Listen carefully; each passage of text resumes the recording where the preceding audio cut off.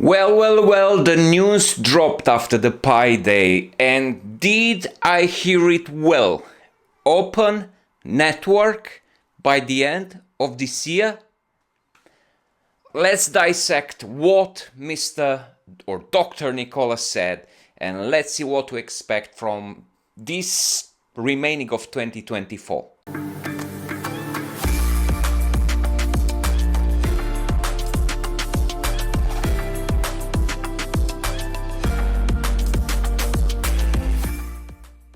Guys, welcome back to my channel. If you're new here and if you like to learn lots of things about Pi network and not just that, lots of different crypto which you can mine from your phone, computers, different rigs, or learning about some trading, some side hustles, then subscribe to this channel and let's stay in touch. I'm not a financial advisor and everything that I share is just my own experiences and what I'm actually trying on my phones or different other things that I talked about. Well, this year, Dr. Nicolas actually surprised us with dropping some news, and it was a very long video, something that I didn't expect, considering I went to sleep and without having any news about Pi Network Day or Pi Day, because it's not their network day yet.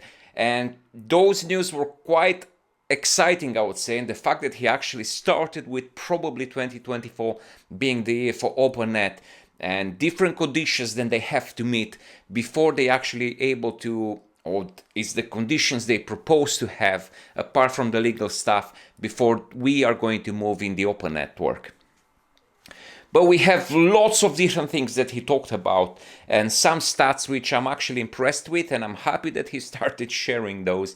And there'll be a few things that I would like to mention in this video before we talk about the OpenNet conditions, which those have to is split in kind of two types of conditions, and we're gonna get to that at the end.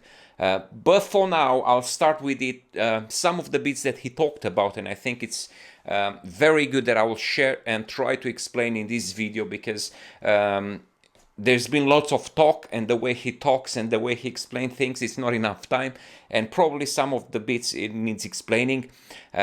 He claims that Pi Network is having now more than 55 million active users on the platform, more than 9 million users already approved for their KYC, and claiming that they're developing a new layer for the security in which all the accounts for KYC which are blocked, which are pending, is probably develop a different mechanism of trying to unblock those, trying to resubmit your KYC, which is very good, because as I've seen in lots of the comments from my videos, there's still lots of people getting stuck in the KYC process, having everything submitted. Nobody is validating their accounts, and I think it's just moving too slow in some parts of the world, and I think that needs to be addressed, and I'm glad that they're actually doing that. The mining apps has now the dynamical social media feed, which you've seen if you go into your app. If you scroll down, lift the arrow, you'll see how they're developing the app in trying to integrate some of the apps from the Pi browser directly into the mining app, being able to share lots of things with the outside world straight from there. And that comes together with the Web3 platform that they're developing, which is moving so crazy fast, considering how hard everything got to the stage of where we are today, and the pace they're picking up, which is amazing, in developing everything that they want to. I feel like they're feeling the bear market is somewhere in the past, and now we're trying to ramp up in the crypto market, and everything is kind of getting in. We need to launch our network now, and I'm glad they're actually, and I hope they actually try to do that. So the launch of the Pinet.com is obviously the Web3 universe that everybody's dreaming of. And this will just make everything so much easier to communicate with the people from outside the ecosystem, with the people inside the ecosystem, and try to be able to share the things that we enjoy in the app with the outside world to make them come inside to our kind of house. The Pi Ad network is emphasizing on that, which is very good, because that Pi Ad network will enhance so much better the support and funds for developers, and hopefully will be a way of getting that hackathons and getting those apps developed faster and faster and faster. And one of the craziest points which I've made notes of is the fact that the Pi network, and this is mind-blowing, I would say in the testnet phase, they probably are developing one of the biggest blockchains in the world. And the fact that they have more than 1 million CPUs actually engaging in that transaction on the blockchain and more than 200,000 nodes, this is just going to make the transaction speeds very crazy quickly. And the fact that we have so many validators, everything will be so much faster, and hopefully the fees that we're gonna have, even for exchanging fiat or exchanging different crypto from different blockchains and integrating them with different layers, will just make everything so much cheaper and so much better than everything else. I just talked with a friend today and just trying to send crypto from a different platform to another, trying to intersect different blockchains and trying to find a bridge in between them, USDT, converting that for fees, sending them to a different platform. And the fees that you have to pay, even for Ethereum, it's just massive, massive fees. And this is just making everything so complicated. And I'm thinking about people which are not technical, the struggle that they'll have to go through in order for them to transaction any crypto on any platforms. It's not there yet. And hopefully with the amount of work the Pi network is putting in, with the amount of CPUs and the amount of nodes and the amount of validators, they just make everything so much smoothly and better. And yeah, that's a good thing for them. But now let's move on to the most interesting part, and the part that probably most of us are waiting for and most of the people are dreaming of, is the open network, in which all the bridges and all the walls are going to fall, and we are going to see the world from our Pi ecosystem, and we'll be able to interact with everybody else. And they have to meet two different types of conditions before they actually move into that stage.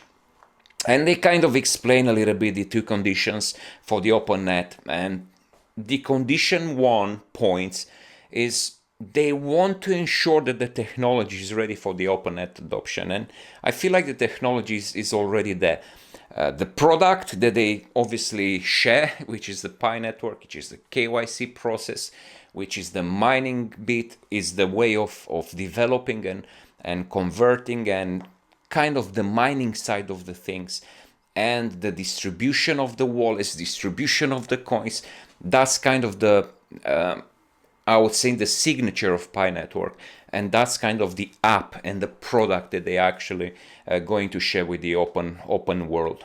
And I think the product is already there, but obviously one of the hardest thing is, because you're dealing on a worldwide level, you have to deal with legal stuff. And with the way they develop the KYC, the way they actually manage to do that, I think the legal side is already in place. And according to them, everything from the condition 1, I would say, is up and running, and they have no issues with it. It's just finding a way of ramping that up and trying to speed up things. But we move into the second type of conditions, which they have some numbers in mind for being able to kind of get ready for those conditions. And for the second type of conditions, they want to obviously have more than 10 million users already KYC'd, at least 9 million users migrated, and more than 100 apps developed and running. And for those conditions, we are at 9.45 million KYC users migrated, more than 4.64 millions to mainnet, and they have more than 50 apps which are already developed and good to go. That's amazing. That's amazing. And I'm grateful that they're moving so fast into doing those things. And I hope around those 100 apps that they're going to put out there, we are going to find lots of utility for the Pis we have, for people from the outside world to be able to engage with Pi network and have that around for people to be able to join. But they also talked about, all the good things that they shared. I've noticed the map of Pi, which is something very interesting. It's an app in which everybody, all the merchants or everybody who's willing to trade with Pi, they're just going to drop a pin on a map, which will actually show that you are one of those merchants which are keen on trading your goods, your services for Pi, which is amazing. Just imagine walking around like you do with your Tesla for searching for a charger, and just going around and see what shops you will be able to use your Pi for. And that will be amazing, guys.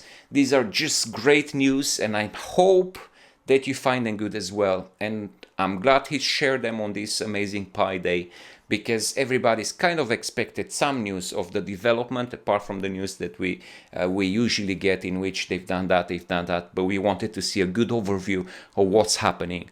Keep on mining, keep on believing in this network, and I hope I'll see you on the other side when we can talk about, yeah, it's been hard years. We've been with the network, and we are the pioneers, which we believe in this technology, and we are going to see the good benefits of keeping mining, keeping the faith up, even though sometimes it's been hard. But keep on mining. Check out the links in my description for different other networks, and let's talk about it in the next videos. Till then, look after yourselves and your families, stay safe, and talk soon. Bye.